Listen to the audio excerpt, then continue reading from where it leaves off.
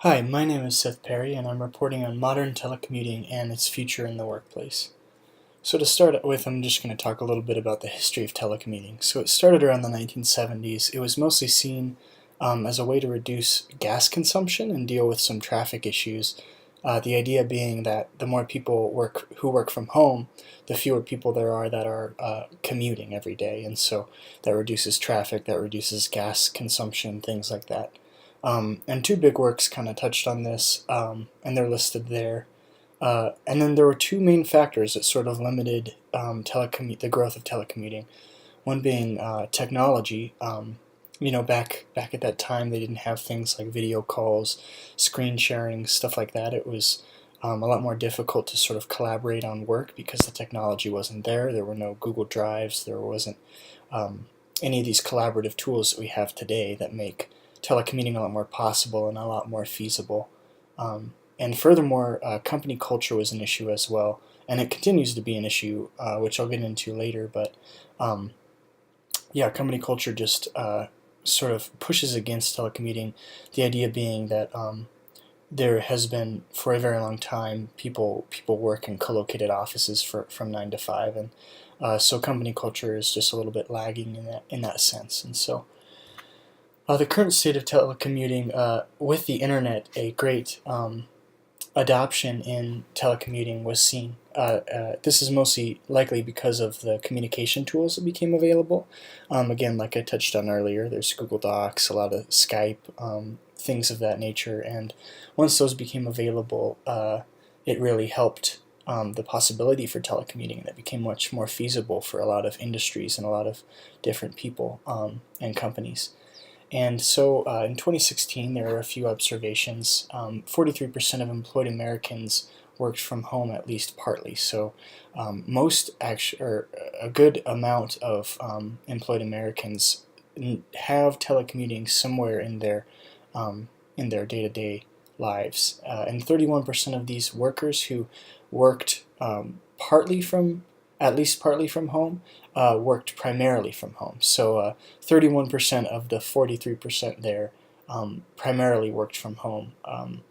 And furthermore, this quote right here: workers who spend none or all of their time out of the office reported feeling equally engaged last year. And this is to just sort of emphasize that with the internet and all these communication tools, a lot of employees that are working from home can feel equally engaged as workers who spend none of their time out of the office and spend all of their time in the office. So this just sort of goes to show that a lot of the communication tools can help telecommuting become something that is very feasible for companies, and furthermore, something that is definitely a beneficial option for employees and companies. And I'll get into the benefits of co-location and telecommuting here in a second. But yeah, so it seems to be that companies are embracing remote work on the whole. You could see growth since 2012, but there are a lot of disparities in the actual practices of working from home. You can see in the statistics that I just mentioned earlier. Some employees work from home a few days a week. Some work from home 4 to 5 days a week. There's a lot of different situations in which working from home is actually a practice in a company. I know the place that I work, we occasionally work from home, depending on the weather and how employees are feeling and if they're sick or things like this. And so working from home is definitely a part of our job, but not necessarily, I wouldn't necessarily say that any of us work from home as our primary method of employment. Another interesting note is that it's actually mentioned in the topic that I chose, but adoption of working from home dropped between 2015 and 2016. And so it's hard to know if this is just a temporary drop, but I'll sort of get into the reasons for why this may be more significant, and kind of explain why certain companies and certain industries might shy away from remote working, at least for the foreseeable future. So moving on to the benefits of co-locating employees. So one of the primary benefits is social benefits. So more employees can interact with one another when they are co-located. This is mostly due to sort of spur-of-the-moment conversations that happen in the office environment. People colloquially call it the water cooler talk and stuff like that. And so it's just very more common for people to have a lot less structured interactions when they're co-located and physically located together. This is just because of the nature of communication and things, and the fact that remote employees, when they interact, through phone calls, Skype calls, things like that, they have to be planned. To have a Skype call, you have to call somebody and they have to receive the call, and a lot of times this isn't something that's just done very kind of off the cuff. It's usually a scheduled meeting or something like that, and so it's a lot harder to have actual, genuine person-to-person interactions. Certainly difficult to have friendship type interactions with remote workers because they just don't have as much opportunities to sort of interact informally in that way without it being sort of way off topic, in a meeting or something that they've planned.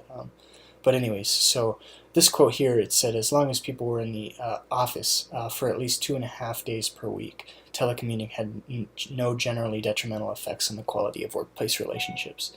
So this quote was actually cited to say that as long as employees were in the office, um, for 2.5 days per week, telecommuting didn't have any effects. And this was quoted to say that telecommuting really didn't have an effect on workplace relationships. But I think looking at it and sort of looking at the actual quote here, you can sort of see that as long as people were in the office, so as long as they had some person-to-person interaction, telecommuting had no generally detrimental effects. And so I think that just could also be used to show that co-location can outweigh the negative effects in terms of social interactions. It can actually cause people to still have these strong workplace relationships. And so, yeah, that's just a main benefit is social interaction.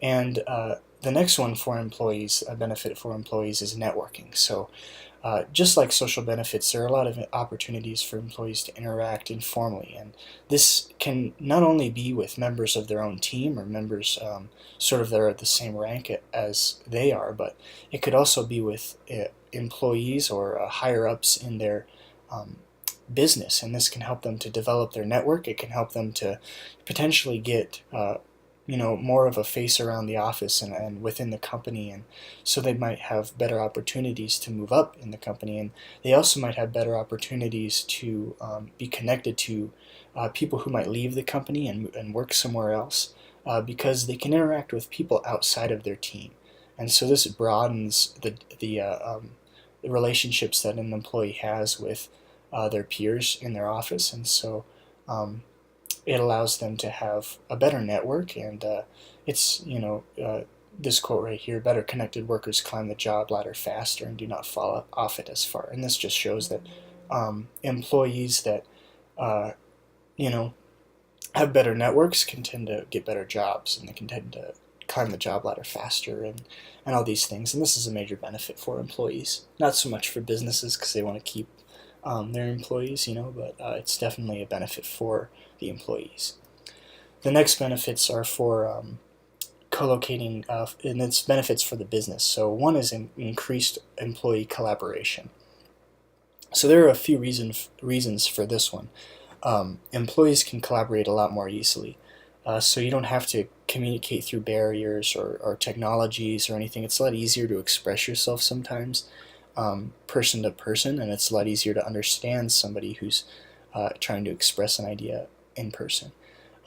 Furthermore, you can have a lot more informal collaborative meetings. So, in that last slide, I talked about how people can have a lot more unstructured interactions when they are co-located.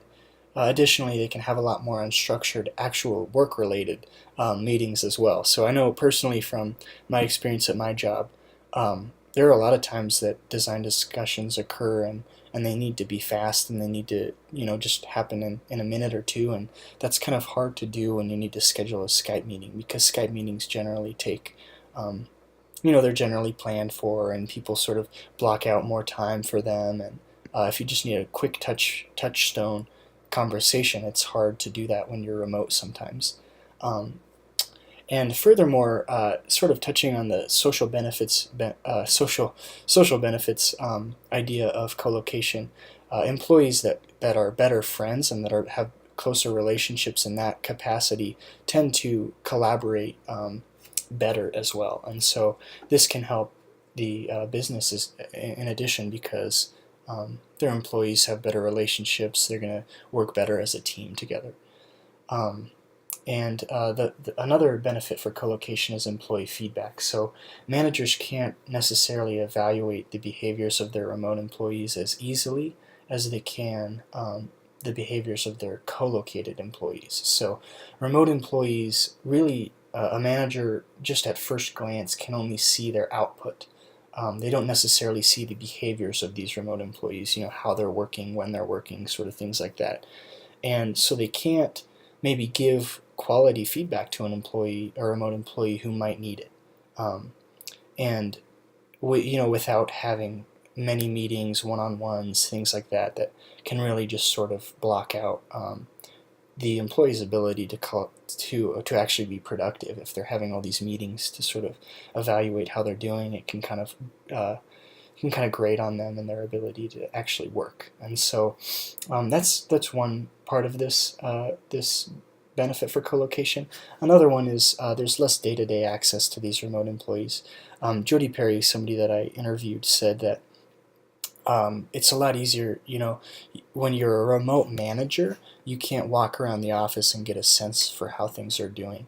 And this is true, I think, and it is a lot more difficult. It can be, at least, for remote managers to evaluate their employees and sort of get a sense of what's going on, again, without meetings, which aren't necessarily the worst thing in the world, but it definitely does take time out of the day. And so I think co-locating allows you to sort of cut out these meetings and still get that feedback to the employees and that understanding on the part of the manager of how things are going. And finally, managers can oversee troubled employees a little bit more easily when they're co-located. Remote employees, there's always the joke of the remote employee who's on a conference call and who's actually just like completely not listening to the call or whatever, or is surfing the web or something like that. And if this is something that you can get away with a lot more easily as a remote employee than you could if you were a co-located employee. And so managers can stop bad behaviors sometimes in their employees a lot more simply and a lot more easily when they are co-located, because they just don't see what their employees are doing when they're remote. They don't see their behaviors. And so this is certainly not a huge issue, but just an interesting thing to touch on there. Okay, and now so let's talk about the benefits of telecommuting. So for employees, the main benefits have to do with flexibility. So the first is flexibility in careers and living situations. Employees can easily switch their jobs without having to move their location. And this can be from a company that is based in California to a company that's based in New York, and the employee doesn't even have to move or even live in one of those states. They can live wherever they want. And this gives them a lot more flexibility. Also, they can move states without changing their career. And so this is just a big benefit for employees, because it allows them to have a lot more stability and flexibility around their living situation, and it can help them to have a less stressful home life. And so this is something that can really win loyalty for businesses as well, because their employees, if they like their job, they don't have to change jobs if they also want to move.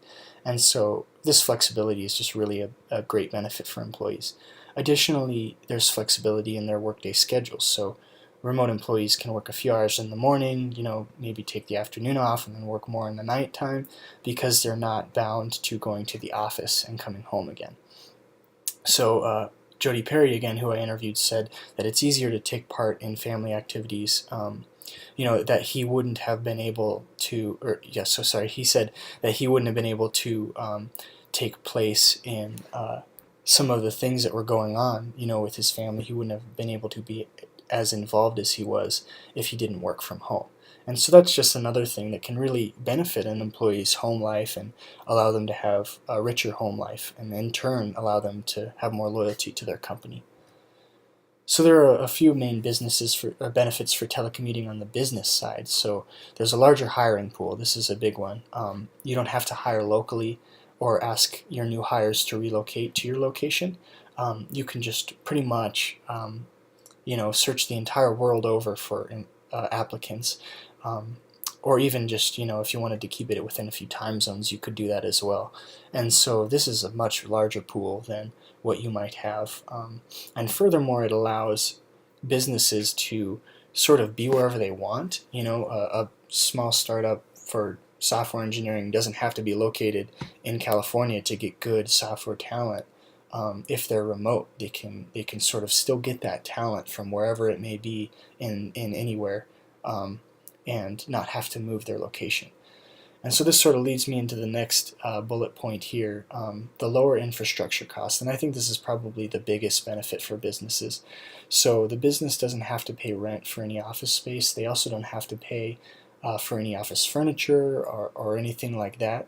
And so they save a lot of money in that sense. Furthermore, though, they can locate their headquarters wherever they want. So a scenario that you could think of is a company could pick a location in South Dakota or wherever there might be low rent. They can move there, have their headquarters pay much less than their peers are paying, to be in the best of the best sort of area, California, New York City, things like that, where there's a lot of business and a lot of things going on, and they can still get a larger they have that large hiring pool still and can access the talent in those locations. But since they're paying less on rent and they're paying less on furniture and all these things like that, they can actually potentially offer their hires better offer. They can make better offers to their potential hires, and this means that they might actually win better talent when compared to the bigger the higher cost, higher infrastructure cost, co-located model companies that are under that model. And so, yeah, that's a big benefit. And finally, there's a lot higher employee productivity. So there's fewer distractions for an employee, and they can definitely turn off their distractions in their communications and things. And so they can get a lot more done. There's the trade-off of, co-location is more collaborative, but it's less productive than remote work. And this is precisely because of the unstructured interactions. Sometimes those can be very beneficial. Sometimes those can actually sap an employee's ability to do work. And so when you're remote, that distraction isn't there, and so you can get a lot more done. And there's a lot of anecdotal evidence of people saying, I can get a lot more done when I'm at home than I can at work, and things like this. Yeah, and so the future of telecommuting is something that sort of has to take in both of these benefits. So the benefits of co-location is they're primarily communication based. So most of them circle around communication, which means that co-location can really be beneficial to industries that have high levels of collaboration. So, for example, software engineering, or something that requires a lot of design discussion. It's not as applicable to industries that have little collaboration. So an example of this is journalism. Now distributed companies, just to define them here, is a company with high levels of remote workers. And this means they have lower overhead because they don't have, like I said before, they have lower infrastructure costs, and so they have more money to spend on hiring better talent, investing in things, or expanding their market, things like that. And this allows them to outperform their centralized peers. It could. And just some evidence to sort of back this is the idea of the online banks.